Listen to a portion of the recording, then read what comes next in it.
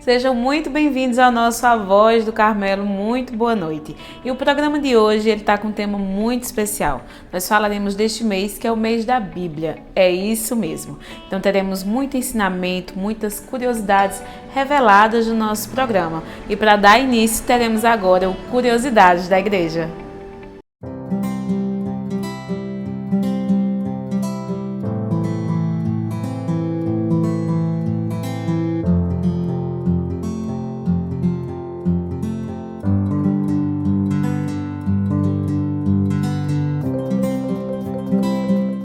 No Curiosidade da Igreja de hoje, vamos falar do mês da Bíblia. E receberemos dois religiosos. Um deles é Padre Wilton, que vai tirar a nossa primeira curiosidade. Olá, João. Olá, Drace. Com alegria, então, volto ao programa A Voz do Carmelo para estar mais uma vez partilhando um pouco daquilo que é a experiência de fé. Então, me sinto feliz já pela acolhida de vocês para este momento de partilha. Padre Wilton, os nossos internautas deixou uma perguntinha lá na nossa caixinha de pergunta, perguntando: como conhecer a Bíblia nos tempos de hoje? Muito bem.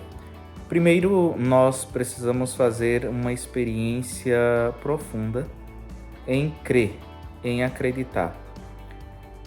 Na história do povo de Israel, quando o Senhor dirigiu aquele povo a sua palavra, o livro do Deuteronômio nos recorda: ouve, Israel, o Senhor é o único Deus, né? O único Senhor. Então, uma disposição necessária para bem conhecer a Bíblia, a Sagrada Escritura, no nosso tempo, é continuar dilatando os ouvidos, mas também os ouvidos do coração. Não só a audição, mas também um coração que se deixa tocar pelo Senhor. Conhecer bem a Sagrada Escritura, a Bíblia, é algo que faz com que cada um de nós possamos fazer uma experiência de encontro. Sobretudo porque a Sagrada Escritura não se trata propriamente de um livro escrito com regras, leis, morais e normas a serem seguidas pura e simplesmente como faze isso e terás isso como recompensa. Não se trata disso, mas é preciso compreender que a Sagrada Escritura é, antes de tudo, um encontro com uma pessoa, né? Vale dizer que a experiência de fé conta bastante aqui. Um elemento importante é compreender que o Verbo, né, ou seja, a palavra eterna, entrou na história, se fez carne, se fez homem, esteve no nosso meio e, portanto, para conhecer a Sagrada Escritura é preciso fazer um encontro com o Cristo Verbo encarnado, com o Cristo, o Logos do Pai, a palavra eterna do Pai. E isso nós vamos compreender, sobretudo quando o evangelista Mateus recorda para cada um de nós, no capítulo 18, versículo 20, que diz que onde dois ou mais estiverem reunidos em meu nome, eu estarei no meio deles. Então, conhecer a palavra de Deus é reunir-se em seu nome. Conhecer a palavra de Deus é deixar-se atrair pelo próprio Senhor. Essa é uma expressão também que nós podemos encontrar no próprio escrito, na exortação do Papa Bento XVI, né? A exortação pós-sinodal, Verbo Domini, ou a palavra do Senhor, ou Verbo do Senhor, né? Então, nós podemos fazer essa experiência hoje ainda com este encontro. Deixar-se encontrar pelo Senhor, ouvir a sua voz e responder. Penso que esse é um elemento necessário para bem conhecer ainda hoje a palavra de Deus, é escutar. Padre Wilton, o nosso segundo internauta deixou a seguinte pergunta: a Bíblia é fundamental para a nossa fé?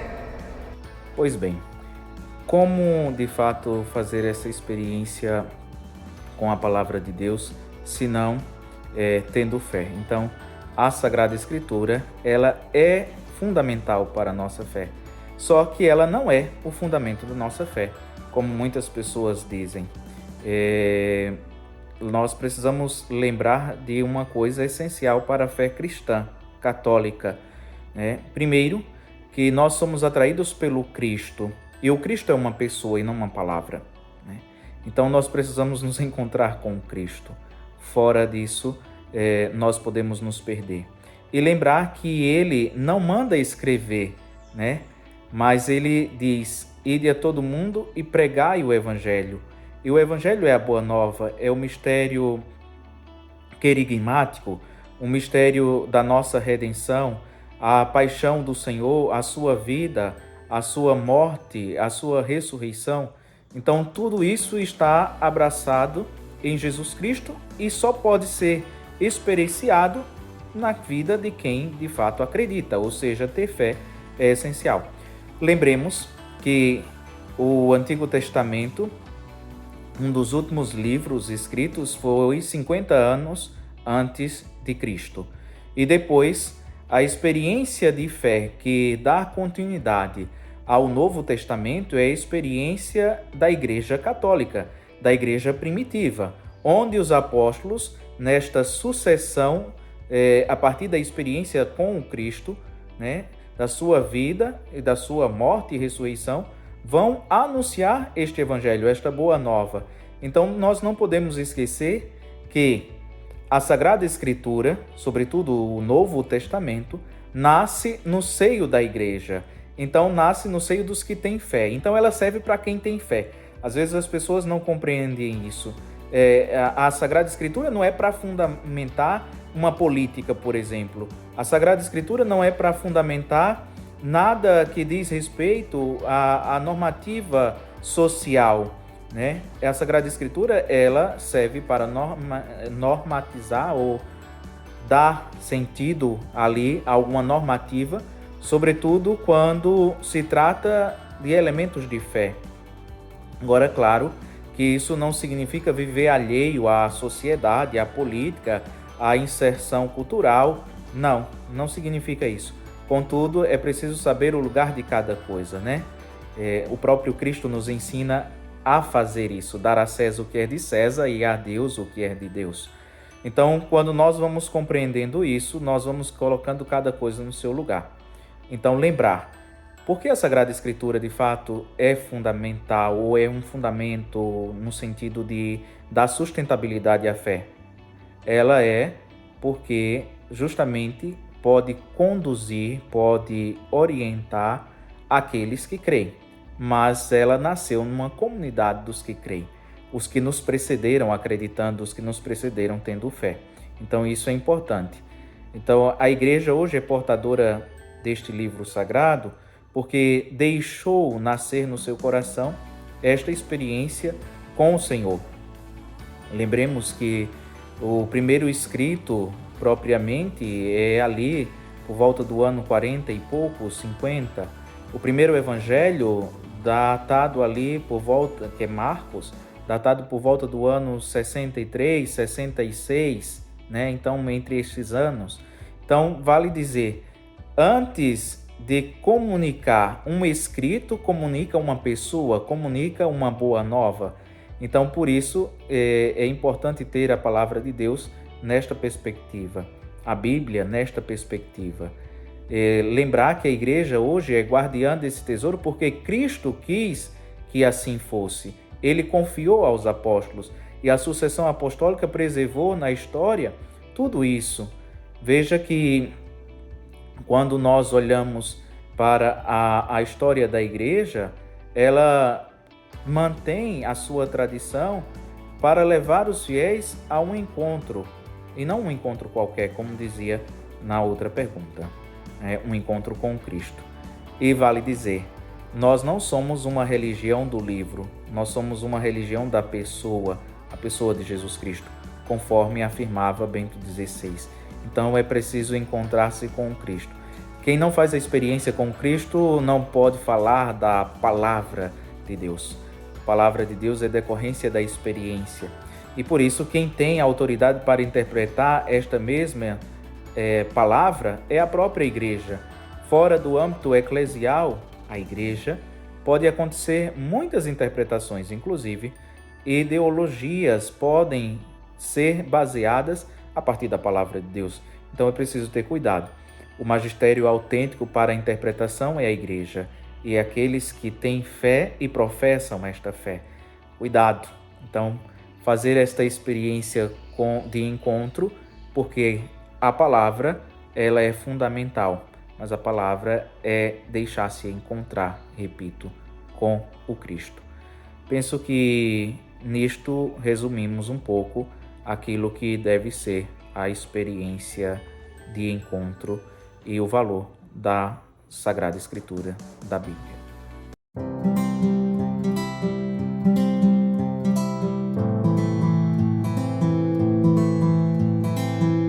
Eu falei para vocês que hoje está muito especial e ainda vamos ter muitas curiosidades desvendadas em um segundo bloco do nosso Curiosidades da Igreja. Mas agora teremos o nosso quadro Catequizando com o Padre Adjaildo.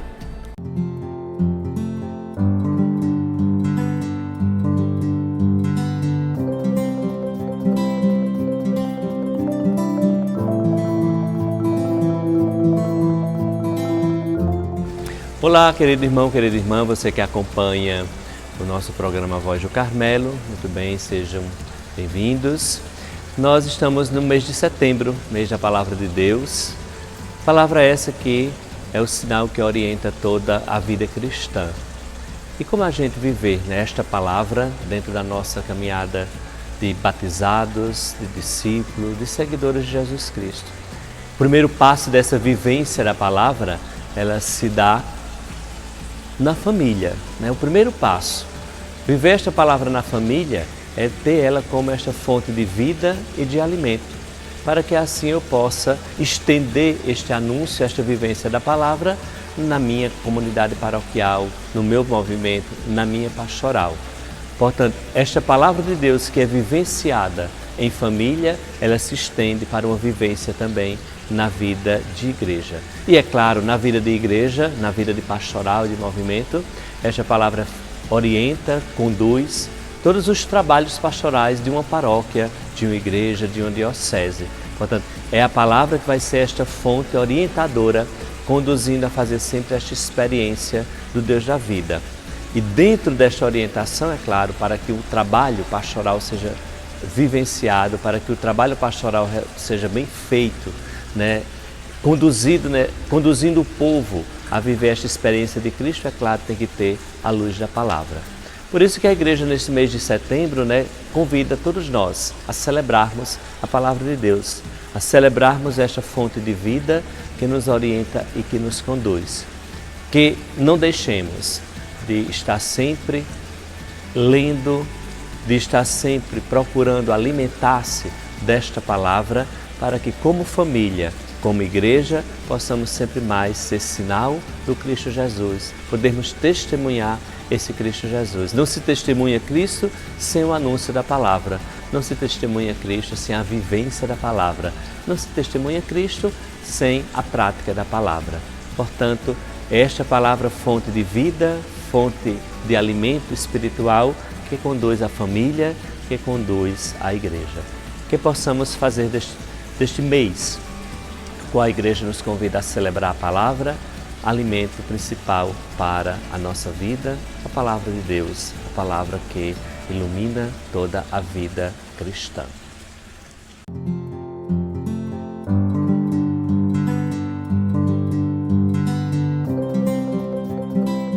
Muito obrigada, Padre Adjaildo. E agora teremos o nosso segundo bloco do nosso quadro Curiosidades da Igreja. Então não sai daí, João Paulo é com você.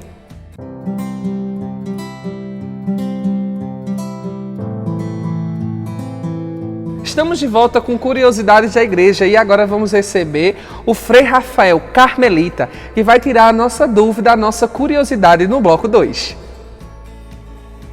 Obrigado, João Paulo. Eu quero inicialmente dizer da minha alegria de poder estar participando do programa A Voz do Carmelo, nesse mês da Bíblia, e inicialmente dizer quem sou e o que faço. Eu sou o Frei Rafael Fonseca, sou um frade carmelita, que pertenço à província carmelitana pernambucana, e atualmente me encontro na Itália, onde continuo os estudos teológicos na Pontifícia Universidade Lateranense e vivo no Studentato San Pier Tommaso, que em português seria São Pedro Tomás, da província carmelitana italiana. Então é para mim uma alegria poder compartilhar com vocês neste programa tão querido e nessa temática do mês da Bíblia. Me coloco então à disposição para responder às dúvidas que serão direcionadas hoje. Então, Frei Rafael, o nosso internauta deixou uma caixinha bem curiosa, perguntando de onde surgiu a Bíblia e qual as suas divisões. Tira pra gente um pouco dessa curiosidade.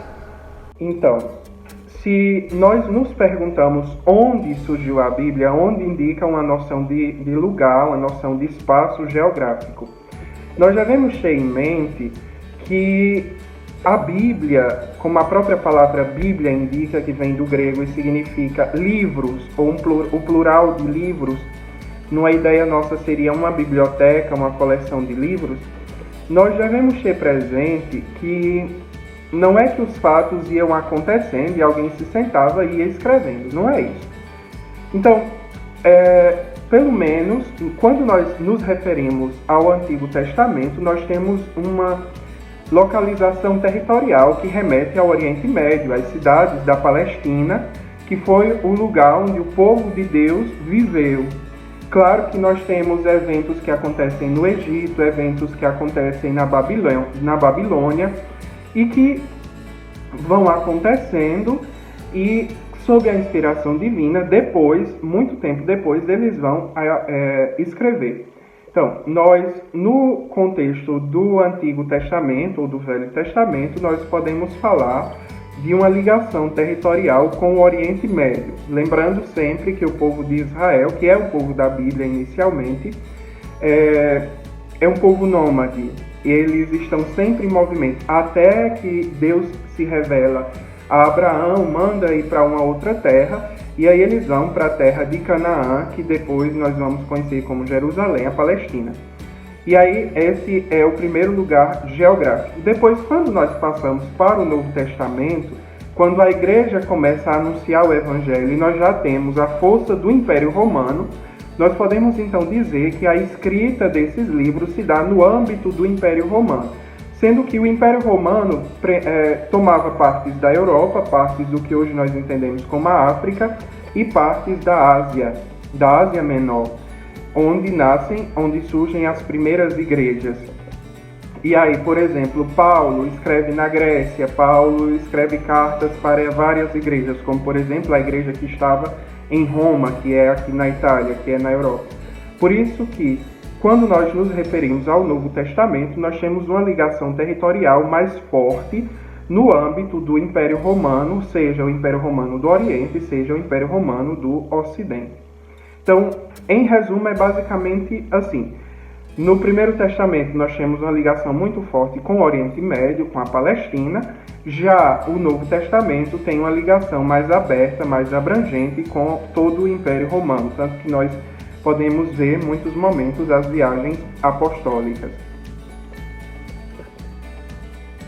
Quando nós falamos das divisões da Sagrada Escritura, nós temos duas grandes partes, que seriam o Antigo Testamento, a palavra testamento quer dizer aliança, o Antigo Testamento e o Novo Testamento, sendo que os exegetas mais contemporâneos preferem chamar de Primeiro Testamento e Segundo Testamento, para que não exista essa ideia de uma ruptura ou de que o velho supera o novo e vice-versa, o novo supera o antigo. Não.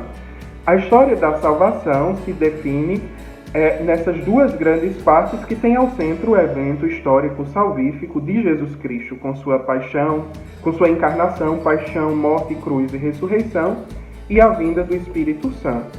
Então, nós temos essas duas grandes partes, o Antigo ou Primeiro Testamento e o Segundo ou Novo Testamento, sendo que na primeira parte nós vamos ter aquilo que é chamado a Tanakh, que seria a Torá, a lei, Neviim, que seriam os profetas, e Ketuvim, que seriam outros escritos, que no cânon romano, no cânon da Igreja Católica, vão ficar como o Pentateuco, os livros históricos, os livros poéticos e sapienciais, onde nós vamos encontrar sabedoria, eclesiásticos, salmos, e os livros proféticos, sendo que os livros proféticos têm uma outra subdivisão, que seriam os profetas maiores e os profetas menores, que essa divisão não se dá por grau de importância, mas pela quantidade de escritos. Os livros dos profetas maiores são maiores, como por exemplo Isaías e Jeremias, e os profetas menores são livros menores, por assim dizer. Quando nós passamos para o Novo Testamento, nós vamos ter também alguns blocos. Seria o bloco principal, o bloco dos Evangelhos, Mateus, Marcos, Lucas e João. Depois, os livros de Atos dos Apóstolos, que seriam a continuação dos Evangelhos, que foi escrito também pelo evangelista Lucas.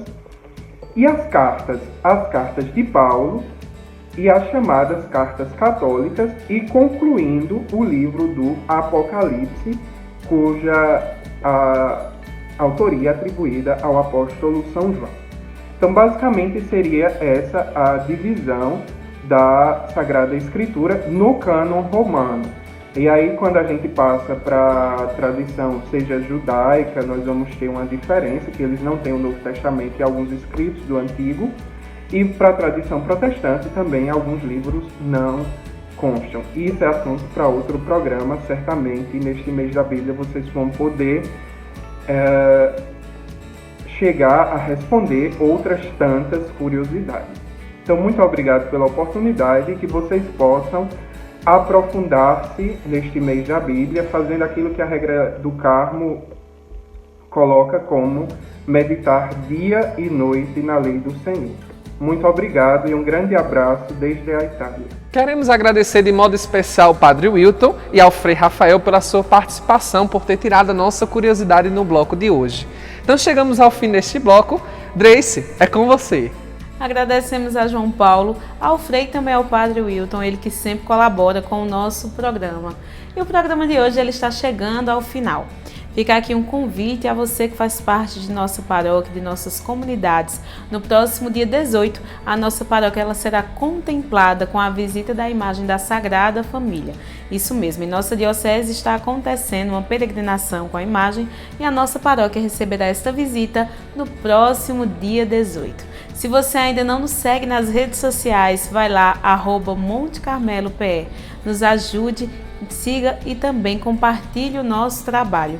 E também ajude a manter o nosso programa e a manutenção da nossa paróquia. Se torne um dizimista. Se você ainda não é, pode procurar a nossa secretaria paroquial ou a pastoral do dízimo em uma das nossas celebrações.